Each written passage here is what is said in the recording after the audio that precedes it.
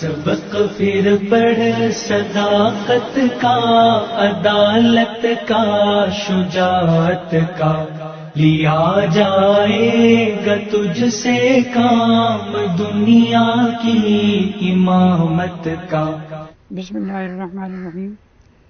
ہم نے اپنی گزشتہ گفتگو میں خودی کے تصور کو واضح کرنے کی کوشش کی تھی۔ اقبال نے جب مثنوی خودی پیش کی، اسرار خودی پیش کی، تو اس پر بہت اعتراضات ہوئے اور یہ کہا گیا کہ انفرادیت پر یہ ضرورت سے زیادہ زور دیا گیا ہے اور اجتماعیت کی نفی کر دی گئی ہے۔ علامہ اقبال نے اسرار خودی پیش کرتے ہوئے یہ کہا تھا کہ وہ اس کے بعد اس کا دوسرا حصہ بھی پیش کریں گے، کیونکہ ان کو بھی احساس تھا کہ انفرادیت کے بعد اجتماعیت کا ذکر بھی ضروری ہے، کیونکہ فرد جو ہے وہ جب ایک فرد، دو فرد، تین فرد اکٹھے ہوتے ہیں تو اس سے اجتماع ہوتا ہے، اجتماع بنتا ہے، قوم بنتی ہے۔ تو چنانچہ انہوں نے پھر 3 سال کے بعد مثنوی رموز بے خودی پیش کی اور اس کے بارے میں یہ کہا کہ اس مثنوی میں ملت اسلامیہ کی حیات ترکیبی اور اس کے مختلف اجزاء اور عناصر پر نظر ڈالی گئی ہے، اور اسی تصور کو انہوں نے اپنی اردو شاعری میں اور اردو نظموں میں بھی پیش کیا۔ مثلاً ان کا وہ ایک معروف شعر ہے کہ فرد قائم ربط ملت سے ہے، تنہا کچھ نہیں، موج ہے دریا میں اور بیرون دریا کچھ نہیں۔ تو یعنی انسان کو جو ذاتی جذبات اور ذاتی ضروریات ہیں ان کی ایک حدود ہے، اس حد سے آگے پھر بے خودی کا سلسلہ شروع ہو جاتا ہے۔ تو یہ تصور بے خودی جو تھا یہ دراصل خودی ہی کی توسیع بھی ہے اور خودی کی تکمیل بھی ہے۔ جب انسان اپنے ذاتی تخیلات کو اور میلانات کو چھوڑ دیتا ہے اور رجحانات سے دستبردار ہو جاتا ہے اور اللہ تعالیٰ کے احکام کا پابند ہو جاتا ہے، تو اللہ تعالیٰ جو ہے اس نے تو انسان کو اس لیے دنیا میں بھیجا ہے کہ وہ اپنی اصلاح کے ساتھ ساتھ پوری انسانیت جو ہے اس کی اصلاح کا بیڑا اٹھائے۔ تو چنانچہ اس کے لیے یہ ضروری ہے کہ اقبال نے اس کے کچھ اجزاء بتائے ہیں اور یہ بتایا ہے کہ انسان جب دنیا میں رہتا ہے تو کئی طرح کے اسے مصائب پیش آتے ہیں، مشکلات پیش آتی ہیں، بعض اوقات وہ مایوسی کا شکار ہوتا ہے، کبھی وہ خوف کا شکار ہوتا ہے۔ تو یہ جو خوف ہے اور نا امیدی ہے، یہ چیزیں اور یہ جو ڈر ہے، یہ اقبال نے انہیں کہا ہے کہ یہ امراض خبیثہ ہیں اور ان کے ازالے کے لیے لا الہ الا اللہ جو ہے اس کی ضرورت ہے۔ تو چنانچہ وہ اس کے لیے چند چیزوں کو ضروری قرار دیتے ہیں، مثلاً توحید، اسی طرح اور وہ توحید جو ہے اس کا سب سے بہترین اظہار جو ہے وہ لا الہ الا اللہ کی شکل میں ہی ہوا ہے۔ انہی کا سر نہا لا الہ الا اللہ، انہی ہے تیغ فساں لا الہ الا اللہ۔ پھر اس کے بعد رسالت ہے، پھر اس کے بعد ہجرت ہے، یعنی ہجرت جو ہے وہ ایک طرح سے اسلام کا مزاج جو ہے وہ آفاقیت کا مزاج ہے کہ جب وہ رسول اکرم صلی اللہ علیہ وسلم نے دیکھا کہ مکہ میں ان کے پیروکاروں پر مصائب بہت سارے اور مشکلات مشکلات میں گرے ہوئے ہیں، اور جو لوگ ان پر ایمان لا چکے تھے، اب مزید کوئی گنجائش نہیں رہ گئی ہے مزید لوگ کہ وہ اس کی طرف آئیں، اور پھر مدینہ سے لوگوں نے انہیں دعوت دی کہ وہ یہاں آ کر اپنا پیغام پیش کریں۔ تو چنانچہ آپ نے وہ وہاں سے ہجرت کا فیصلہ کیا اور پھر مدینے پہنچے، اور مدینے پہنچے تو یہ ایک طرح کی یہ آفاقیت تھی کہ اس میں کوئی وطن اس کا نہیں تھا۔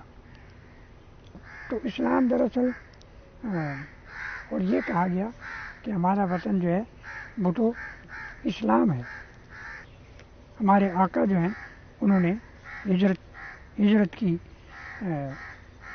مکہ سے مدینہ کی طرف۔ اسی طرح سے مساوات اور اخوت اسلامیہ، ان چیزوں کو اجتماعیت کے لیے اور اجتماعی خودی کے لیے ضروری قرار دیا گیا۔ مساوات کے سلسلے میں وہ ایک حکایت بیان کرتے ہیں کہ سلطان مراد اور معمار کی حکایت۔ تو اس میں کہتے ہیں کہ سلطان مراد نے ایک بہت ماہر جو ایک معمار تھا، انجینئر تھا، اسے ایک مسجد بنانے کے لیے کہا۔ اس نے مسجد بنا دی۔ بادشاہ اسے دیکھنے گیا تو بادشاہ کو وہ مسجد پسند نہیں آئی، اور وہ بہت غصے میں آ گیا اور اس معمار کے ہاتھ کٹوا دیے اس نے۔ وہ معمار جو ہے وہ اسی طرح اس شہر کے قاضی کے پاس چلا گیا، اور اس نے وہاں جا کر فریاد کی کہ بادشاہ نے میرے ہاتھ کٹوا دیے ہیں، اگر وہ عمارت پسند نہیں تھی تو مجھے بتاتے کہ اس میں کیا نقص ہے، کیا خرابی ہے، تو میں اس خرابی کو دور کر دیتا یا نئی مسجد بنا دیتا، لیکن اس طرح سے ہاتھ کٹوا دینا یہ تو بہت بڑا ظلم ہے۔ تو میں آپ کے سامنے فریاد کرتا ہوں کہ میرا انصاف کیجیے۔ حاکم جو ہے، قاضی جو ہے، وہ بھی بہت اس سے غصے میں آیا اور اس نے بادشاہ کو طلب کیا۔ بادشاہ جو ہے، دیکھیے اس زمانے میں بھی نظام عدل کیسا اچھا تھا، حالانکہ بادشاہوں کی آمریت تھی۔ تو بادشاہ جو ہے وہ بھی فی الفور قاضی کے سامنے آ گیا اپنے محل سے نکل کر، اور اس کے سامنے کھڑا ہو گیا اور تھر تھر کانپنے لگا۔ وہ اس وجہ سے کانپ رہا تھا کہ اب قاضی جو فیصلہ کرے گا تو مجھے بھی اپنا ہاتھ کٹوانے پڑیں گے۔ تو قاضی نے فیصلہ کیا کہ قصاص جو ہے وہ ہاتھ کے بدلے ہاتھ، ناک کے بدلے ناک، کان کے بدلے ناک۔ قاضی نے وہ قرآن حکیم کی جو آیت ہے وہ پڑھی اور کہا کہ اس کا فیصلہ یہ ہے کہ اب بادشاہ کے ہاتھ بھی کٹوا دیے جائیں۔ تو بادشاہ جو ہے وہ بھی اتنا انصاف پسند تھا کہ اس نے اپنے ہاتھ آگے کر دیا، لیکن وہ جو معمار تھا اس نے سوچا کہ یہ اتنا اچھا بادشاہ ہے، یہ فی الفور اپنے ہاتھ کٹوانے کے لیے تو تیار ہو گیا ہے، تو وہ آگے بڑھا اور اس نے قاضی سے کہا کہ میں اس کو معاف کرتا ہوں، چنانچہ اس کو معاف کر دیا گیا۔ اسی طرح وہ اخوت اسلامیہ کی ایک حکایت بیان کرتے ہیں کہ جنگ ہو رہی تھی تو ایران میں، تو ابو عبید ثقفی مسلمانوں کے سپہ سالار تھے، اور ان کے ماتحت بہت سارے دوسرے تھے ماتحت بڑے بڑے عہدیدار فوجی۔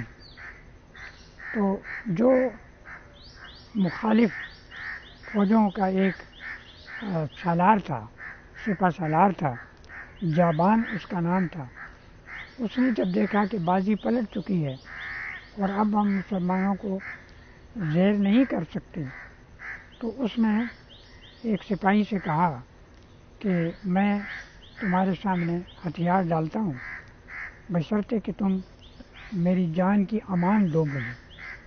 تو اس نے بھی سوچا کہ چلیے اس کو میں جان کی امان دے دوں، تو اس نے کہا کہ ٹھیک ہے۔ اس نے اس سپاہی کو ساتھ لیا اور اپنے سپہ سالار ابو عبید ثقفی کے سامنے اس کو پیش کر دیا کہ میں اس کو گرفتار کر کے لایا. تو وہاں آ کے یہ عقدہ کھلا کہ وہ تو مخالف فوج کا سپہ سالار تھا.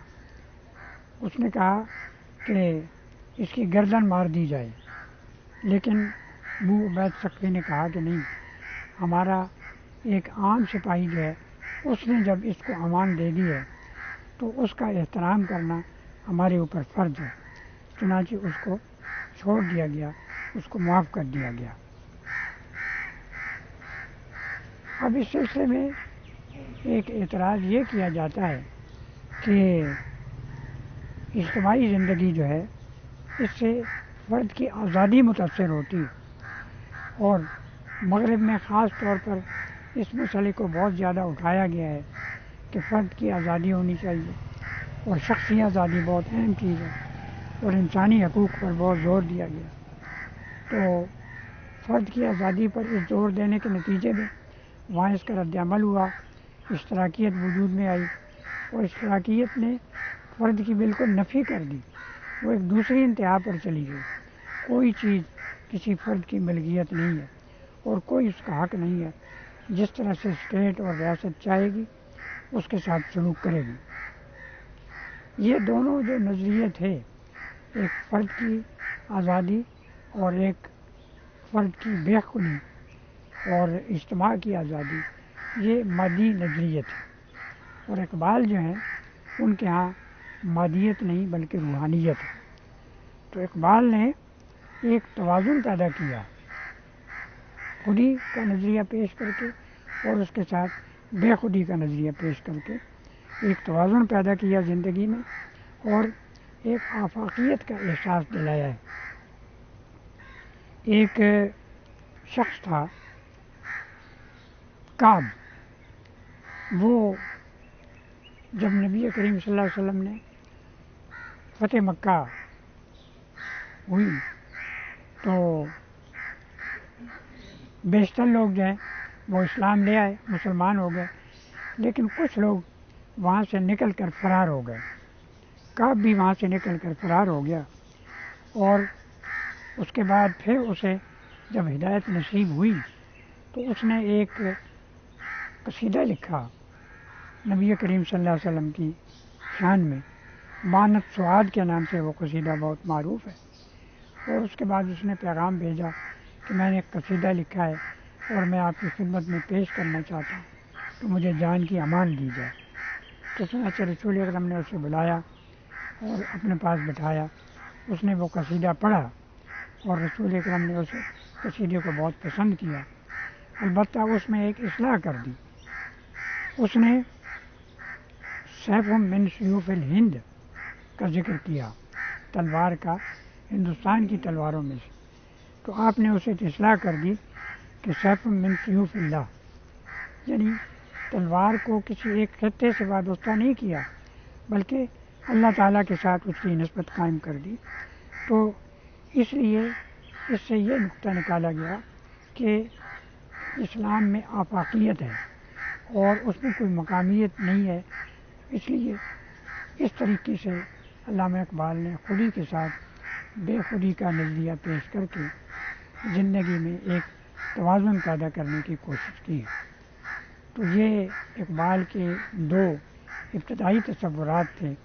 اس کے بعد جو باقی تصورات ہیں، نظریہ عشق ہے، نظریہ فقر ہے، نظریہ تصور ہے، اور بہت سے تصورات ہیں، ان پر ہم اپنی آئندہ مجالس میں گفتگو کریں گے. سبق پھر پڑھ صداقت کا، عدالت کا، شجاعت کا، لیا جائے گا تجھ سے کام دنیا کی امامت کا.